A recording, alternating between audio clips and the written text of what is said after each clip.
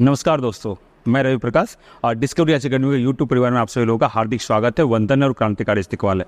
जैसा कि आप सभी लोग जानते हैं, अभी हम लोग डेली हिस्ट्री का सेशन आ रहा है और इतिहास में हम लोग प्राचीन भारत का इतिहास का सेगमेंट चल रहा है।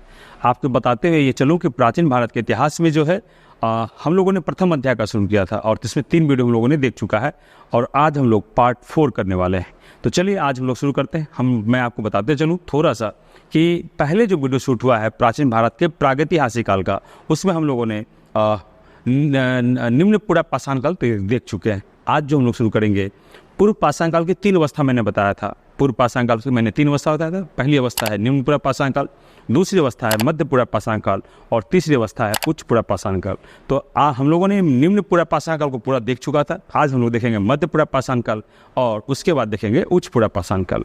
साथ ही साथ आप लोगों को यह भी सूचना दे दूँ कि बहुत लोग कमेंट किए थे कि सर क्या इसका PDF मिल सकता है। तो PDF मिल सकता है आपको। बेशक आप टेलीग्राम लिंक नीचे दिया हुआ है, उस टेलीग्राम लिंक से आप जुड़ जाए और वहाँ पर आपको PDF फॉर्मेट में लेक्चर मिल जाएगा। आप वहाँ से जुड़ सकते हैं और डाउनलोड कर सकते हैं। सिर्फ हिस्ट्री ही नहीं, वहाँ से आप करंट और अन्य सब्जेक्ट के भी PDF डाउनलोड कर सकते हैं। चलिए हम लोग शुरू करते हैं। आप लोग बहुत सारा ढेर सारा प्यार आशीर्वाद भी हमारे वीडियो पर, हिस्ट्री वाले वीडियो पर दे रहे हैं। ढेर सारा प्यार आशीर्वाद दे, इससे ताकि हम लोग का उससे कॉन्फिडेंस और बना रहे। चलिए हम लोग शुरू करते हैं और अगर आप चैनल पर नए हैं तो लाइक, शेयर और सब्सक्राइब अवश्य करें। चलिए हम लोग देखते हैं हम लोग शुरू करते हैं मध्य पूरा पाषाण काल। आज हम लोग इसमें बहुत बेहतरीन बातों सबको देखेंगे और यकीन मानिए बहुत मजा आएगा। हम लोग शुरू करते हैं मध्य पूरा पाषाण काल। हम लोग शुरू कर रहे हैं मध्य पूरा पाषाण काल। याद रखिएगा दोस्तों, इसे हम लोग पूर्व पाषाण काल की दूसरी अवस्था के रूप में जानते हैं। और मैं एक चित्र बनाया था उस दिन, ये वाला ऐसे करके। इसमें खुदाई के दूसरे लेयर पर 3 लेयर में बताया था, टोटल 7 लेयर बताया था इसमें कि खुदाई के 7 लेयर हैं। तो यहाँ पर है निम्न पूरा पाषाण काल और यहाँ है मध्य पूरा पाषाण काल। तो पहला क्वेश्चन ही पूछा गया है और पूछा जाता है कि मध्य पूरा पाषाण काल खुदाई के किस स्तर पर आता है। तो हम लोग याद रखेंगे मध्य पूरा पाषाण काल जो है खुदाई के दूसरी अवस्था में आता है। तो ये भी हम लोग को जानना चाहिए, काफ़ी इंपॉर्टेंट है और प्रश्न भी पूछा ऐसा है। हम लोग एक एक पहलू को बिना हड़बड़ाए हुए और अच्छे तरीके से, शांत तरीके से देखते हैं। तो याद रखिएगा, यह खुदाई के दूसरे स्तर पे आता है। किस लेयर में आता है? यह दूसरे स्तर, सेकंड लेयर में आता है। यह खुदाई के सेकंड लेयर में आता है। यहाँ मैं इंडिकेट कर देता हूँ, सेकंड लेयर स्तर पर आता है। अब मैं पहले पढ़ाया था संस्कृति कैसे बनता है। जिसका उपयोग सर्वाधिक हो जाए वो कल्चर बन जाता है। सिंपल सा और साधारण सा तरीका था। निम्न पूरा पाषाण काल में मैंने आपको बताया पलवड़म से हैंडेक्स मिला। पलवड़म कहाँ है? तमिलनाडु में। तमिलनाडु उसमें मद्रास था तो मद्रास संस्कृति बन गया। हैंडेक्स मिला, हैंडेक्स संस्कृति हो गया, क्योंकि हैंडेक्स का प्रयोग बहुत बार हुआ। अब आइए उत्तर भारत में सोहन घाटी से हम लोग को चॉपर चॉपिंग मिला था तो चॉपर चॉपिंग संस्कृति बन गया। फिर उत्तर भारत में सोहन घाटी के पास मिला था तो सोहन घाटी संस्कृति हो गया। साथ ही साथ उस काल में हम लोगों ने एक पत्थर का प्रयोग किया था, उस पत्थर का नाम था क्वार्टजाइट। तो क्वार्टजाइट पत्थर से जो हथियार बना था उसका नाम था हैंडेक्स। तो क्वार्टजाइट पत्थर के किस हिस्से का? तो कोर का। इसीलिए यहाँ पर नाम बन गया कोर संस्कृति का काल। तो अब ये हम लोग पढ़ रहे हैं क्या? मध्य पूरा पाषाण काल। तो थोड़ा देखिएगा पीछे जाके, पीछे में क्या है कि कोर हम लोगों ने पढ़ा था किस काल में? कोर हम लोगों ने पढ़ा था निम्न पूरा पाषाण काल में। इस काल के मानव को बुद्धि कम था, ज्ञान कम था, इसलिए इन्होंने बड़े टुकड़े का इस्तेमाल किया। यहाँ पर आइएगा मध्य पूरा पाषाण काल में। इस काल में ये पहली बात हुई कि इसे सेकंड लेयर में माना जाता है। दूसरी बात क्या हुई? याद रखिएगा, इस काल में फलक का प्रयोग किया गया। क्या चीज़ का प्रयोग किया गया भैया? इस काल में फलक का प्रयोग किया गया और फलक हिस्सा जो था कोर से छोटा होता था। फलक हिस्सा कोर से छोटा होता था, इसीलिए इसका प्रयोग बहुत ज़्यादा किया गया। इसका प्रयोग अत्यधिक हुआ। इसका प्रयोग क्या हुआ भैया? अत्यधिक हुआ। इसीलिए इस काल का नाम फलक संस्कृति का काल पड़ गया। इस काल का नाम क्या पड़ गया? फलक संस्कृति का काल पड़ गया। अब यहाँ पर हम लोग देखते हैं नेक्स्ट बात क्या है। मध्य पूरा पाषाण काल में ये जो फलक संस्कृति पड़ा, क्यों पड़ा? ये फलक संस्कृति जो इसका नाम पड़ा, क्यों पड़ा? याद रखिएगा, प्रश्न पूछा गया है कि फलक संस्कृति किस काल को कहते हैं, तो मध्यपुरा पाषाण काल को हम लोग फलक संस्कृति कहते हैं। अब फलक संस्कृति नाम क्यों पड़ा, तो याद रखिएगा जो हैंडेक्स वाला जो औजार था, वो जो औजार था वो ऐसा कुछ था आकार में, इसके एक हिस्से को तोड़कर पतला कर दिया गया, इसके इस हिस्से को तोड़कर धारदार बनाने का प्रयास किया गया। तो ये जो हिस्से को तोड़ा गया ना, इसीलिए इसका नाम क्या पड़ गया, फलक। ये एक्चुअल में था क्या, ये एक्चुअल में कोर था, ये एक्चुअल में क्या था, कोर था। तो इसके इस हिस्से को तोड़कर मध्यपुरा पाषाण काल में प्रयोग किया गया, इसीलिए इसका नाम पड़ गया फलक। और इसीलिए मानवों के द्वारा इस उपकरण का इस्तेमाल इतना बार किया गया कि ये क्या बन गया, कल्चर बन गया। इसीलिए इसको क्या कहते हैं, फलक संस्कृति कहते हैं। ये बात तो क्लियर हो गई। नेक्स्ट बात देखते हैं हम लोग। नेक्स्ट बात क्या, भारत में एक हिस्सा है हमारा, ये देखिए हमारा भारत का नीचे का नक्शा है, ये है भारत का नीचे का नक्शा। यहाँ पर है गुजरात, यहाँ है महाराष्ट्र और यहाँ है गोवा। महाराष्ट्र के पास एक क्षेत्र है परवड़ा, एक क्षेत्र है, याद रखिएगा ये क्वेश्चन पूछा गया है, ये भी आई है। महाराष्ट्र के पास एक क्षेत्र है परवड़ा, परवड़ा नदी घाटी के पास, इसका नया नाम गोदावरी नदी है। इसके पास एक क्षेत्र है नेवासा, इसी के पास एक क्षेत्र है नेवासा। और नेवासा में मध्यपुरा पाषाण काल के फलक नामक उपकरण के साक्ष्य बहुत प्राप्त हुए हैं। मैं फिर से बोलता हूँ, परवड़ा जो महाराष्ट्र वाले हिस्से में है, वहाँ पर एक क्षेत्र है नेवासा, और इस वाले हिस्से में फलक वाले उपकरण के साक्ष्य बहुत अधिक प्राप्त हुए हैं। इसलिए इस काल का नाम नेवासी संस्कृति भी पड़ गया, नेवासा या नेवासियन संस्कृति भी पड़ गया, नेवासियन संस्कृति भी पड़ गया। मध्यपुरा पाषाण काल में भी क्या क्या बताया, दो चीज़ बता दिया। फलक संस्कृति नाम कैसे पड़ा, मैं बताया अभी तुरंत। मध्यपुरा पाषाण काल खुदाई के किस स्तर पर है, दूसरे स्तर पर है। इसमें किस प्रकार के पत्थर का इस्तेमाल हुआ, फलक प्रकार के स्तर।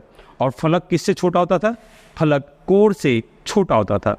कोर बड़ा हथियार होता था, यह किससे बन रहा था, क्वार्टजाइट पत्थर से, इससे छोटा ये होता था। और इसका प्रयोग अत्यधिक हुआ, इसीलिए इसका नाम क्या पड़ गया, इसका नाम पड़ गया फलक संस्कृति का काल। इसके अलावा मध्यपुरा पाषाण काल का कोई और नाम था क्या, बेशक और नाम था। तो महाराष्ट्र क्षेत्र में परवड़ा नदी घाटी के पास, अर्थात आधुनिक नाम है गोदावरी नदी घाटी के पास, एक क्षेत्र है नेवासा, और इस नेवासा के पास में फलक नामक उपकरण बहुत प्राप्त हुए हैं, इसीलिए इसका एक नाम पड़ गया नेवासियन संस्कृति। यहाँ तक कोई डाउट नहीं। अब यहाँ एक बहुत महत्वपूर्ण बात, देखिएगा मेरे हाथों को। मध्यपुरा पाषाण काल को अभी तक मैंने दो नामों से संबोधित किया, फलक संस्कृति क्योंकि अधिक प्रयोग हुआ, वो उपकरण जो था पत्थर का कोर से छोटा होता था। सेकंड, फलक संस्कृति, कोर से छोटा जो होता था वो फलक था, और फलक का इतना प्रयोग हुआ कि फलक संस्कृति बन गया। इसका साथ बहुत ज़्यादा कहाँ मिला, महाराष्ट्र वाले हिस्से में मिला, इसीलिए इसे नेवासियन संस्कृति भी कहा गया।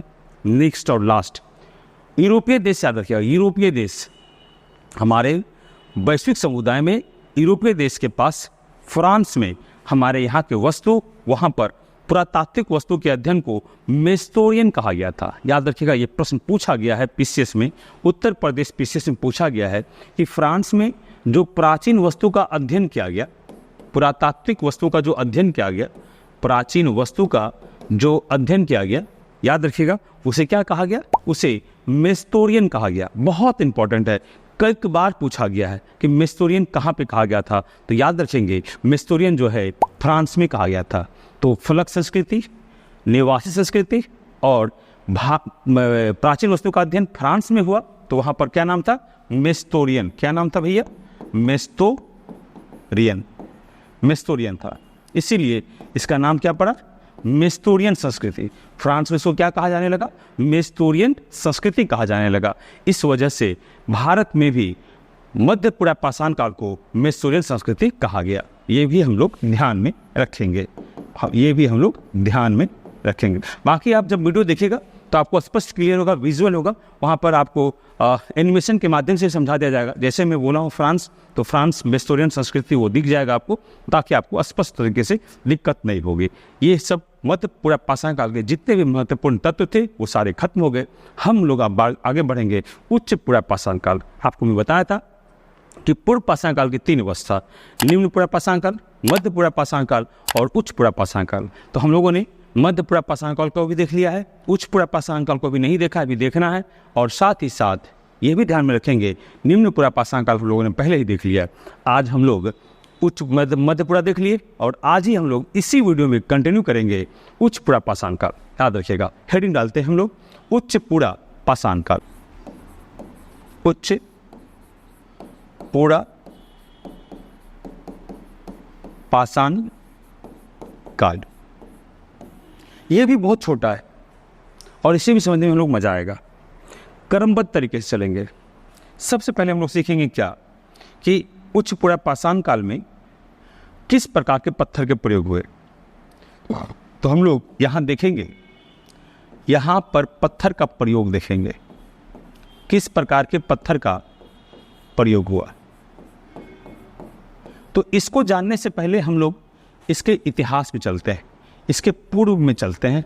पूर्व में मैंने 2 अवस्था पढ़ा। पूर्व में मैंने क्या क्या पढ़ा? पहले मैंने पढ़ा निम्न पूरा पाषाण काल। आप लोगों को पता होगा निम्न पूरा पाषाण काल में क्या था? क्वार्टजाइट था। निम्न पूरा पाषाण काल में क्या था? क्वार्टजाइट था। फिर हम लोगों ने क्या पढ़ा? फलक पढ़ा। अब हम लोग किस काल में आ गए? उच्च पूरा पाषाण काल में। तो हम लोग पत्थर का प्रयोग तो पढ़ेंगे, लेकिन आपको यह भी ध्यान रखना होगा कि ये खुदाई के किस स्तर में था। तो देखिएगा, मैं 7 लेयर बताया था ना, यहाँ पे पानी है, यहाँ पे पानी है। सबसे नीचे में क्या है? निम्न पूरा पाषाण काल। इसके ऊपर क्या है? मध्य पूरा पाषाण काल। तो हम लोगों ने मध्य पूरा पाषाण काल में तुरंत पढ़ा है। अब यहाँ पे क्या है? उच्च पूरा पाषाण काल। इसे बोलते हैं अपर पैलियोलिथिक एज।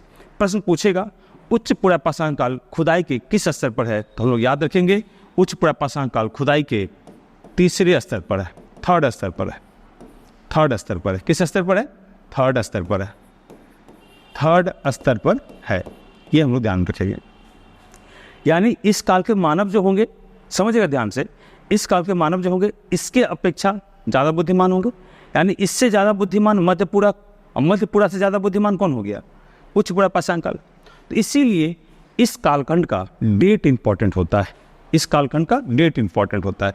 प्रश्न पूछेगा उच्च पूरा पाषाण काल का डेट क्या है? तो याद रखेंगे हम लोग 35,000 BC से 10,000 BC, ये इसका कालखंड है।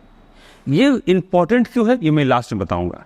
आप लोग वीडियो पे अंत तक बने रहिए कि उच्च पूरा पाषाण काल का मैं कालखंड क्यों बताया। आपके मन में चल रहा होगा निम्न पूरा पाषाण काल का मैंने कालखंड नहीं बताया, मध्य पूरा पाषाण काल कालखंड मैंने नहीं बताया, लेकिन इसका मैं क्यों बताया? इसके पीछे रीजन है। चलिए देखते हैं हम लोग। अब देखते हैं इस काल में पत्थर का प्रयोग। पत्थर का प्रयोग इसमें कौन सा हुआ? तो याद रखेंगे इसमें जो पहले से चली आ रही पत्थर क्वार्टजाइट, वो भी तो अवश्य बात है कि उसका प्रयोग भी यहाँ होगा, हाँ कि ना? बिल्कुल होगा। फिर फलक का भी यहाँ पे होगा। लेकिन स्पेशली इस काल में कौन से पत्थर आए? तो याद रखेंगे हम लोग फ्लिंट पत्थर आए। कौन से पत्थर आए? फ्लिंट पत्थर आए। फिर क्या आया? चर्ट आया। फिर क्या आया? जैस्पर आया। फिर क्या आया? फिर आया ब्लेड पत्थर। प्रश्न पूछेगा उच्च पूरा पाषाण काल में किस किस पत्थर का प्रयोग हुआ? पहला उत्तर होगा फ्लिंट पत्थर, दूसरा चर्ट, तीसरा जैस्पर, चौथा ब्लेड। है ना? मजा आ रहा है ना? लिखिएगा। अब जो सेकंड क्वेश्चन पूछेगा इन सब में सर्वाधिक किस पत्थर का प्रयोग हुआ? तो हम लोग याद रखेंगे इस सब में सर्वाधिक ब्लेड प्रकार के पत्थर का प्रयोग हुआ। बोलेंगे क्यों? मैं पेज चेंज करता हूं। ब्लेड पत्थर का प्रयोग क्यों हुआ? ब्लेड पत्थर का प्रयोग, ब्लेड पत्थर का प्रयोग क्यों हुआ? इसको भी समझने के लिए आपको हम थोड़ा पीछे लेके चलते हैं। इसको भी समझने के लिए हम थोड़ा आप लोगों को पीछे लेके चल देंगे। चलिए, थोड़ा पीछे का मतलब क्या है? इसके पीछे के 2 काल, यानी निम्न पूरा पाषाण काल और मध्य पूरा पाषाण काल। समझिएगा, यकीन माने बहुत मजा आएगा। क्यों इंपॉर्टेंट है आप देखिएगा। निम्न पूरा पाषाण काल में मैंने एक उपकरण बताया था पत्थर का, उसका नाम था हैंड एक्स। क्या नाम था? Hand axe. काफ़ी भारी था। ऑब्वियस सी बात है कि मानव को समझदारी कम थी, बुद्धि कम था, इसीलिए यहाँ पर सबसे बड़े हथियार का इस्तेमाल किया, जो क्या था? कोर था। क्या था? कोर था। इस काल में क्या हुआ? हैंड एक्स के एक हिस्से को तोड़कर धारदार बनाया गया, हल्का धारदार बनाया गया। किस काल में? मध्य पूरा पाषाण काल में हथियार में थोड़ा सा परिवर्तन आया। मानव थोड़ा विकास किया तो यहाँ के पत्थरों के आकार में तो वही रहा, लेकिन थोड़ा सा इसे धारदार बनाया गया। इसका नाम क्या पड़ गया? फलक। क्या नाम पड़ गया? फलक। हम लोग आते हैं उच्च पूरा पाषाण काल। अभी थोड़ी देर पहले मैं बताया उच्च पूरा पाषाण काल का कालखंड है 35,000 बीसी से 10,000 बीसी। ये जो भी मैं बोल रहा हूँ आपको ये सब दिखेगा, विजुअल इफेक्ट में दिखेगा। 35,000 बीसी से 10,000 बीसी दिखेगा दोस्तों। उस कालखंड में मानव ब्लेड पत्थर का प्रयोग किया। ये नाम सुनकर आपको असर नहीं लग रहा है? ब्लेड आप लोग अपने घरों के इस्तेमाल में देखते होंगे। ब्लेड समझिए वही। अक्सर आप घर में ब्लेड को कैसे देखते हैं? उसके दोनों तरफ धार होता है? होता है? नहीं होता है? जस्ट उसी लाइक यहाँ पर भी ब्लेड में दोनों तरफ धार था, अर्थात मानव अब बहुत बुद्धिमान हो गए थे। क्यों बुद्धिमान हुए मानव? मानव की कौन सी अवस्था थी यहाँ पर? तो याद रखिएगा, यह काल होमो सेपियंस के आगमन का काल था। प्रश्न पूछेगा कि मानव जाति में होमो सेपियंस किस अवस्था में आए थे? तो उच्च पूरा पाषाण काल में आए थे। पूछा किस खुदाई के लेवल में होमो सेपियंस का साक्ष्य मिला है? तो तीसरे लेयर में मिला है। ध्यान समझिएगा, होमो सेपियंस मानव जो हमारे पूर्वज हैं, जिसके हम लोग अंश हैं, वो किस कालखंड खुदाई में मिला है? तीसरे में मिला है, तीसरे अवस्था में। और किस काल में आया है? उच्च पूरा पाषाण काल में। कब आया है? 35,000 से 10,000 बीसी के बीच में होमो सेपियंस मानव आए। आप समझिए कि होमो सेपियंस मानव आए तो विकास की गति तेज होगी या धीमा होगी? बहुत तेज होगी। इसीलिए जैसे ही होमो सेपियंस मानव आए तो पत्थर का प्रयोग का क्रम बदल गया। देखिएगा बोल, flint, chert, jasper, blade. Flint, chert, jasper, blade. सही पत्थर का अपना रोल था, अभी मैं बताऊंगा। देखिए यहाँ पर ब्लेड पत्थर का प्रयोग क्यों हुआ? ऑब्वियस सी बात है कि मानव, कौन मानव आ गए थे? आप लोग जिसे प्रज्ञ मानव बोलते हैं। कौन मानव बोलते हैं? प्रज्ञ मानव, अर्थात बुद्धिमान मानव। बुद्धिमान मानव, यानी इसको ही हम लोग क्या बोलते हैं? होमो सेपियंस। इसी को तो बोलते हैं होमो सेपियंस, इसी को हम लोग बोलते हैं ना जी। तो ये मानव जब आएगा तो अपने जीवन के जीने की शैली को बदलेगा, अवश्य बदलेगा। इसी के लिए ब्लेड पत्थर का प्रयोग सर्वाधिक हुआ। देखिएगा, होमो सेपियंस मानव आया तो इसका प्रयोग, इसका प्रयोग, इसका प्रयोग, इसका प्रयोग सभी का किया, लेकिन सर्वाधिक प्रयोग किसका किया? ब्लेड का किया। क्यों किया? समझिएगा, मानव बुद्धिमान होगा तो ऑब्वियस बात अधिक बुद्धि लगाएगा। पहले हम लोग किस पर पढ़ाते थे? ब्लैक बोर्ड पर। ज़्यादा ईजाद हो गया, हम लोग पढ़ाने लगे डिजिटल बोर्ड पर। है कि नहीं? कमेंट में कैसा लगा बताइएगा मुझे। ठीक है, चलिए देखते हैं यहाँ पर। जैसे ही होमो सेपियंस मानव आए तो कौन सा पत्थर का प्रयोग किए? ब्लेड का। और ब्लेड का प्रयोग किए, सिर्फ ब्लेड का प्रयोग किए ही नहीं, इन्होंने ब्लेड वाले पत्थर के ऊपर में दोनों तरफ धार बनाया, और वो धार नुकीला वाला था। आपको यह जानकर आश्चर्य होगा, इस पत्थर का प्रयोग सर्वाधिक हुआ। इसीलिए मैं पहले सिखाया हूं, जिसका प्रयोग सर्वाधिक होगा वो क्या कहलाएगा? वो कल्चर बन जाता है। इसीलिए इसका नाम क्या बन गया? उच्च पूरा पाषाण काल का नाम बन गया ब्लेड संस्कृति का काल। क्या बन गया? ब्लेड संस्कृति का काल। साथ ही साथ ये छोटा था, भारी था, बड़ा था। क्या था? याद रखिएगा, ये छोटा था। इसके तुलना में, निम्न पूरा पाषाण काल की तुलना में ये छोटा, और इसके तुलना में ये छोटा। तो समझ में आया? इसे हम लोग क्या बोलते हैं? ब्लेड संस्कृति का काल। प्रश्न पूछेगा उच्च पूरा पाषाण काल का एक नाम क्या है? तो ब्लेड संस्कृति का, ब्लेड संस्कृति का काल। क्या बोलते हैं इसको हम लोग? ब्लेड संस्कृति का काल। नेक्स्ट देखते हैं हम लोग, इसका नाम पड़ गया ब्लेड संस्कृति। अब उच्च पूरा पाषाण काल में जब मानव आया, प्रज्ञ मानव आए, बुद्धिमान मानव आए, होमो सेपियंस आए, तो क्या क्या परिवर्तन किए? तो एक हेडिंग बनता है बहुत अच्छा सा, प्यारा सा, कि उच्च पूरा पाषाण काल में मानव के जीवन में होने वाला परिवर्तन। तो कुछ विशेषताएं हैं, मैं उसको एक एक करके पूछूंगा, बताऊंगा क्यों। यहाँ से उत्तर प्रदेश लोक सेवा आयोग, बिहार और अन्य यूपीएससी एग्जामों में पूछा गया है उच्च पूर्वापाषाण काल की विशेषता क्या है या क्या नहीं है। तो आप क्या नहीं है तभी मार पाएंगे जब आपको क्या है पता है। इसी कड़ी में हम लोग देखते हैं मानव के जीवन में परिवर्तन। मानव के हेडिंग है मानव के जीवन में, मानव के जीवन में परिवर्तन। किसके जीवन में परिवर्तन? मानव के जीवन में परिवर्तन। चलिए हम लोग देखते हैं इसी कड़ी में। अब हम लोग देखते हैं मानव के जीवन में परिवर्तन क्या क्या है। सबसे फर्स्ट इस काल में परिवर्तन मानव के जीवन में, होमो सेपियंस के जीवन में मानव में क्या हुआ देखिएगा। सबसे पहला उपकरणों का विशेषीकरण। उपकरणों का विशेषीकरण, ये समझ में आया नहीं आया मैं बताता हूं। ये क्या है? इस काल से पहले मध्य पूर्वापाषाण काल और उससे पहले निम्न पूर्वापाषाण काल, उस समय में एक ही हथियार थे, अर्थात हैंडेक्स ही था या फलक ही था। उस एक ही हथियार से छीलना होता होगा, काटना होता होगा, मारना होता होगा, खुदाई करनी होती होगी, है ना, या कहीं ऊंचे जगह पर कुछ तोड़ के लाना होता होगा, लकड़ी के ठाल को काटना पड़ता होगा, कुछ भी वो करता होगा तो एक ही हथियार से। अलग अलग हथियार कब बनेगा? अभी हम यहाँ पर दूसरे से कलम से क्यों नहीं लिख रहे हैं, इसी से क्यों लिख रहे हैं? इसलिए लिख रहे हैं क्योंकि ये इसी से चलेगा। ये बुद्धि कहाँ से आया? होमो सेपियंस के द्वारा जो इजाद किया गया वर्तमान का समय है, भौतिक अवस्थाओं के परिवेश में इस चीज़ का प्रयोग हो रहा है। इसीलिए उच्च पूर्वापाषाण काल में मानव उपकरणों का विशेषीकरण का मतलब है कि अब शिकार करने के लिए अलग हथियार, शिकार करके लाया मारने के लिए अलग हथियार, मार के लाया चमड़ा छीलने के लिए अलग हथियार, काटने के लिए अलग हथियार, टुकड़ा करने के लिए अलग हथियार, अर्थात खुदाई भी करेगा तो अलग हथियार से। मैं आप लोग ये सब लिख लीजिएगा इसके विशेषीकरण में। मैं क्या क्या बोला? मैंने बोला शिकार करने के लिए अलग हथियार, फर्स्ट। दूसरा, सब विजुअल में इफेक्ट में आएगा आपको। सेकेंड, आपको शिकार करने के लिए अलग हथियार। सेकेंड, मारने के लिए अलग हथियार, काटने के लिए अलग हथियार, पीसेस टुकड़ा करने के लिए अलग हथियार, आम दैनिक जीवन में वृक्ष को काटने के लिए अलग हथियार, खुदाई करने के लिए अलग हथियार, है नहीं। यही सब चीज़ उपकरणों का विशेषीकरण उच्च पूर्वापाषाण काल को अलग और अद्भुत बनाता है कि यह होमो सेपियंस का काल था, प्रज्ञ मानव का काल था, बुद्धि का काल था। दूसरा क्या उपयोग हुआ? दूसरा क्या विशेषता बनी? दूसरा विशेषता था इसका फ्लिंट पत्थर का उद्योग।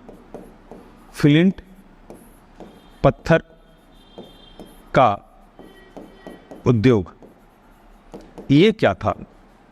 ये क्या था?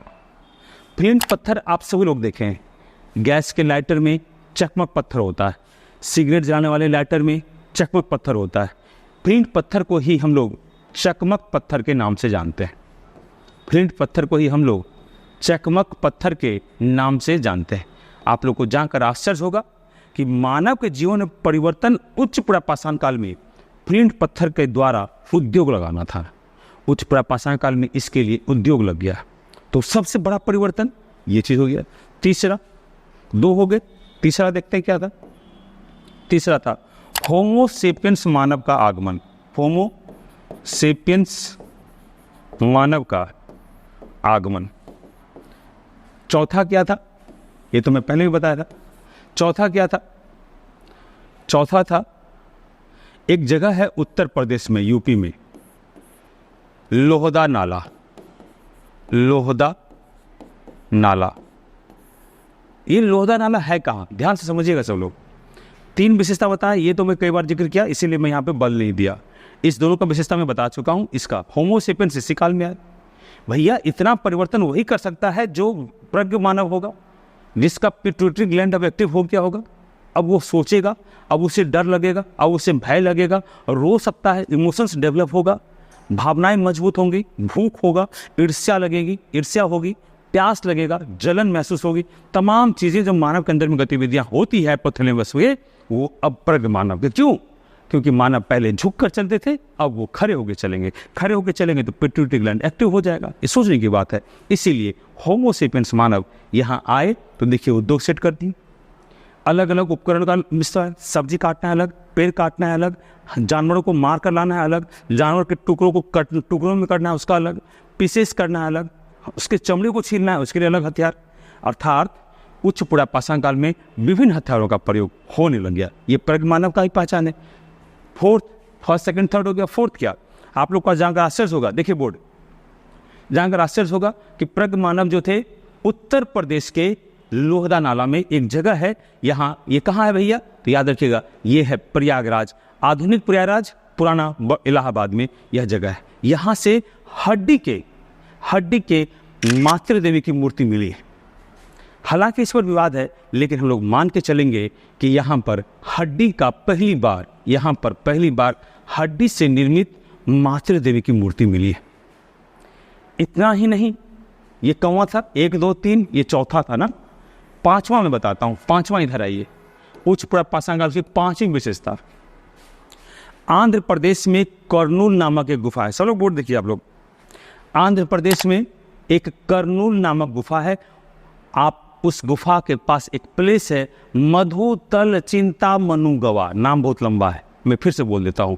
आंध्र प्रदेश के कर्नूल नामक गुफा में एक प्लेस है मधुतल चिंतामनुगवा, मधुतल चिंतामनुगवा।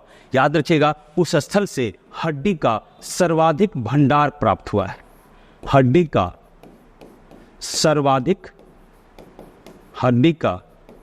सर्वाधिक भंडार प्राप्त हुआ है। यह भी सोचने पर विवश करता है। क्वेश्चन कैसे पूछेगा, 5 हो गए। छठा एक पॉइंट बताएंगे, फिर से हम क्वेश्चन के ऊपर डिस्कस करेंगे।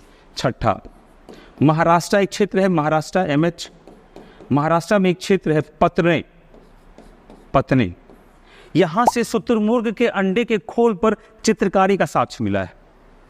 क्या साक्ष्य मिला है? चित्रकारी का। देखिएगा भैया, अब हम रिपीट कराते हैं सब। उच्च पुरापाषाण काल के मानव क्या थे? होमो सेपियंस थे, प्रज्ञ थे, बुद्धिमान थे। भैया वो जब आए तो उपकरणों का विशेषीकरण हुआ। भैया उपकरणों का विशेषीकरण मतलब क्या हुआ?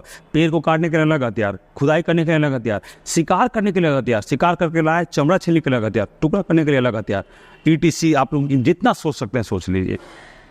फ्लिंट पत्थर का उद्योग, चकमक पत्थर का उन्होंने उद्योग लगाया। तीसरा, होमो सेपियंस इसी काल में आए। ये डेट है 35,000 से 10,000 BC में, उधर लिख चुका हूँ।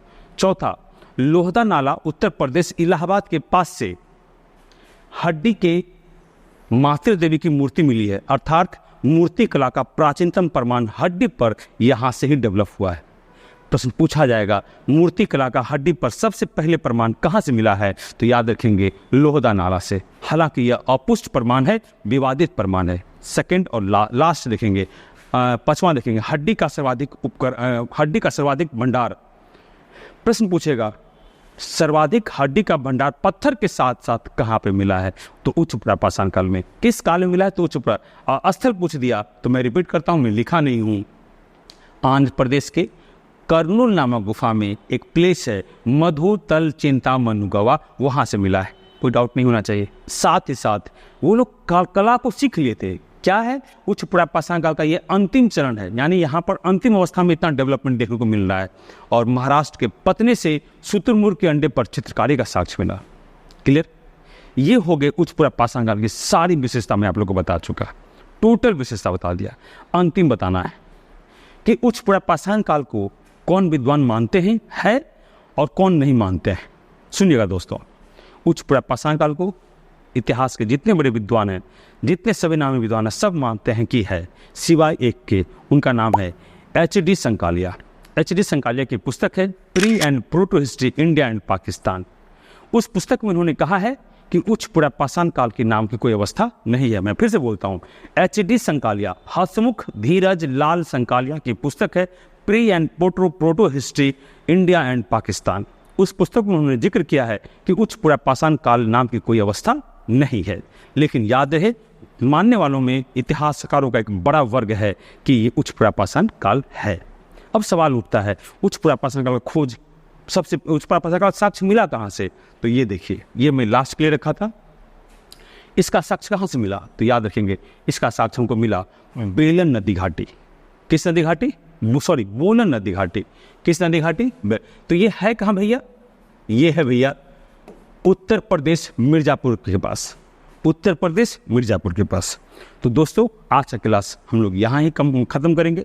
आपको हमारा क्लास कैसा लग रहा है? आप लोग ढेर सारा कमेंट करें, लाइक करें, ढेर सारा लाइक करें, ज़्यादा से ज़्यादा शेयर करें, और अगर हमारे पढ़ाई हुआ आपको अच्छा लग रहा है तो सब्सक्राइब करके ढेर सारा प्यार दें, है ना। इसी के साथ हम लोग हिस्ट्री के नेक्स्ट सेशन में मिलेंगे। ये 4th वीडियो है, 5th वीडियो में मिलेंगे। चैप्टर का नाम होगा मध्य पाषाण काल। क्यों? पूर्व पाषाण काल मैंने आज पूरा खत्म कर दिया। पूर्व पाषाण काल की 3 अवस्था, निम्नपुरा, मध्यपुरा और उच्चपुरा।